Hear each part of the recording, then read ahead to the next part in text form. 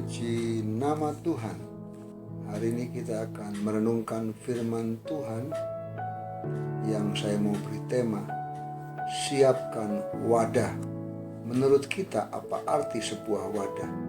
Di dalam firman Tuhan Rut pasal 4 ayat yang ke-11, firman Tuhan berkata, dan seluruh orang banyak yang hadir di pintu gerbang, dan para tua-tua berkata, kamilah menjadi saksi. Tuhan kiranya membuat perempuan yang akan masuk ke rumahmu itu sama seperti Rahel dan Lea, yang keduanya telah membangunkan umat Israel. Biarlah engkau menjadi makmur di Efrata, dan biarlah namamu termasyhur di Betlehem. Ayat ini merupakan janji Tuhan kepada Rut yang juga dijanjikan kepada kita. Tuhan berjanji memberkati Rut, dan kita juga percaya Dia berjanji memberkati hidup kita.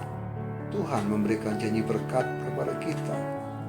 Namun pertanyaannya adalah, siapkah kita untuk menerimanya? Sudahkah kita menyiapkan wadah untuk menampung berkat yang Tuhan mau berikan kepada kita?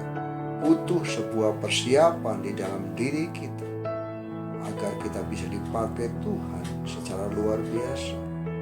Hari ini kita melihat beberapa kisah dalam Alkitab yang memiliki pola yang sama berulang-ulang, di mana Tuhan selalu menyiapkan wadahnya terlebih dahulu sebelum berkat itu datang dan dicurahkan.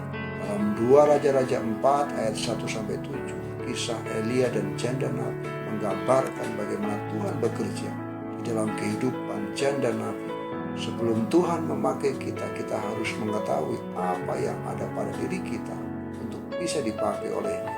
Seperti dalam kisah ini, si janda hanya memiliki buli-buli berisi minyak. Ketaatannya dengan mempersiapkan bejana-bejana sebagai wadah untuk berkat Tuhan, dan menuangkan buli-buli tersebut ke dalam setiap bejana, membuat hidupnya dipulihkan setelah suaminya meninggal dan hidup dalam hutang yang besar. Dalam cerita yang lain, bagaimana Yesus memberi makan 5.000 orang. Dalam cerita ini kita mengetahui bahwa Yesus melakukan mujizatnya untuk memberi makan 5.000 orang. Yang jadi pertanyaannya adalah, di manakah wadahnya? Wadah berbicara tentang perut yang kosong. Ketika Tuhan melihat orang-orang yang lapar dan haus, Tuhan datang memenuhinya.